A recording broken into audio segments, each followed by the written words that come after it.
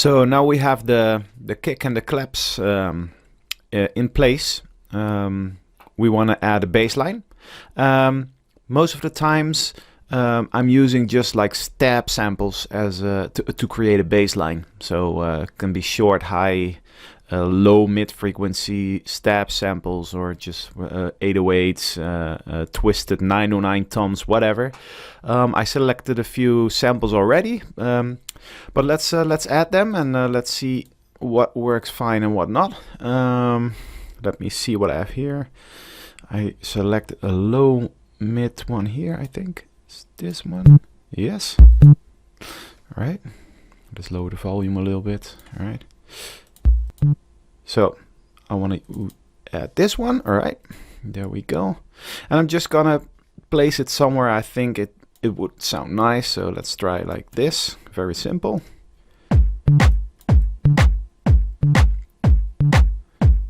Well, it sounds okay already, but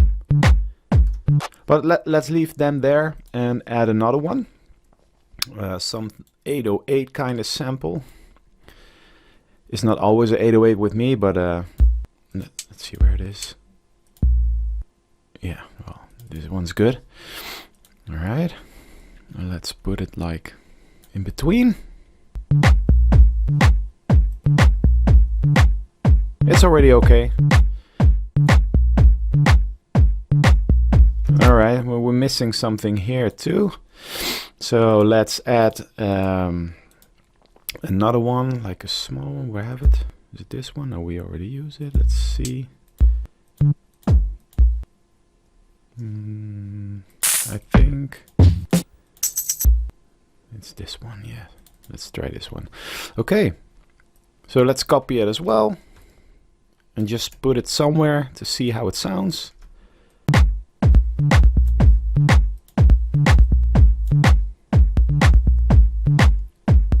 This is already okay, but not sure if this is correct. Let's try this one here.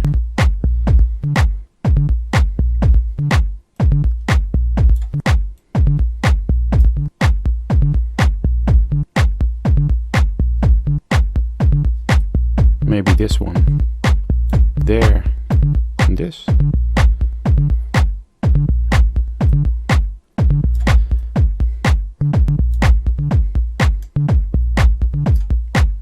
This is a good combination, like there, and this one, but these two are not in place yet.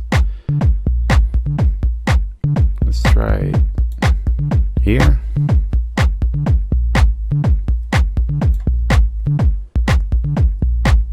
Yeah, this sounds good. I think this is the rhythm that I'm looking for. Alright, this is perfect. The only thing I miss here is some kind of a melody, because this is just one key, one tone. So what I'm gonna try, like I'm gonna pitch shift this tone here, I think. So what I'm gonna do first is bounce that wave, replace it.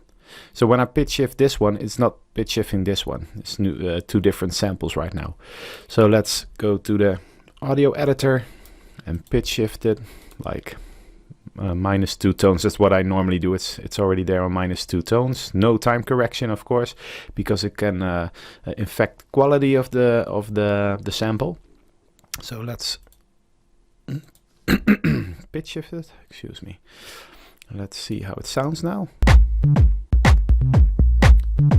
You hear? It's more kind of a melody now. It's not much, but it's better now.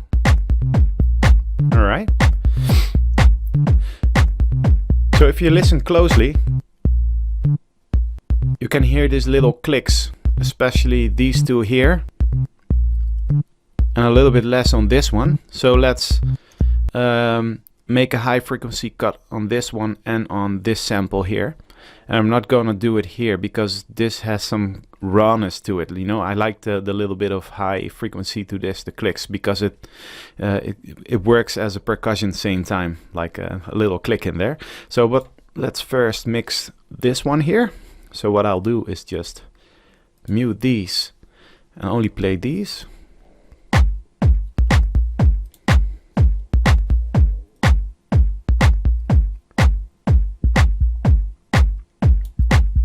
Perfect. So now you don't hear the clicks anymore. And let's put it on somewhere around here, volume-wise. All right. Now let's add this one.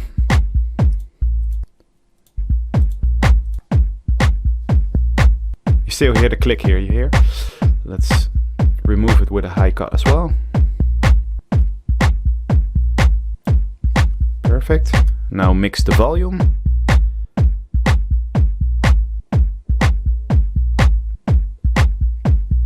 Perfect, like this. All right.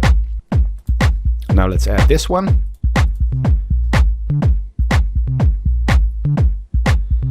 All right, a little volume change.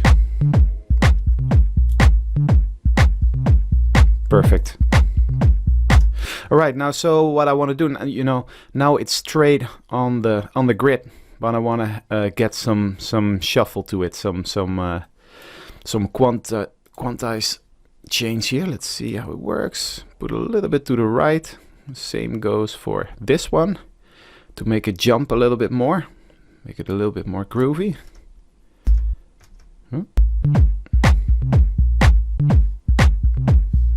Way better. All right. So I'm cutting it here right on the grid because I don't want to click there, too much of a click. So I'm just like cutting the sample, dragging it there, so it connects with each other, these two. So all right. So next thing, these three samples are grouped to this bass bus, and let me remove, that's already there. I have standard compressors on there, as you can see. So let me add one again to see what's happening. So I'm just adding compression to this bass bus, and it's a standard compressor from Cubase, and it's not working that hard. Now let's see, maybe a little bit more. Okay, now it's less in volume, so we need some makeup gain here. Oh.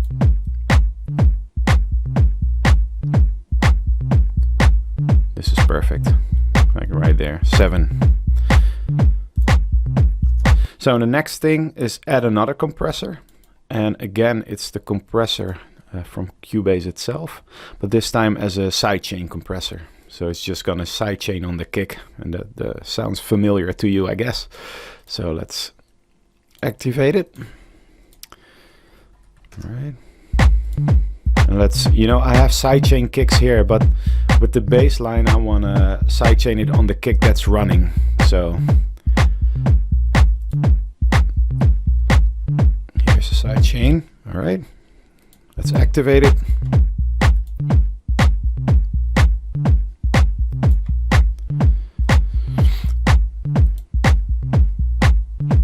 So it's not working too much.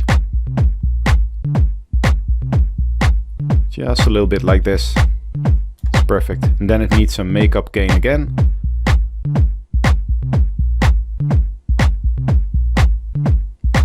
This is perfect. All right. So as you can hear, it's a very simple, well, to me it's simple, but it's a very simple way to create a bass line. Just I'm always dragging in different kind of samples. It can also be like tom drums or congas that are really low, you know, conga drums, and you know, I'm pitching them down and making use of the low frequency in those samples. So it all, you know, you just have to fool around with the samples, drag them around to see what rhythm fits, and this is the way I create my bass lines. So on to the next movie.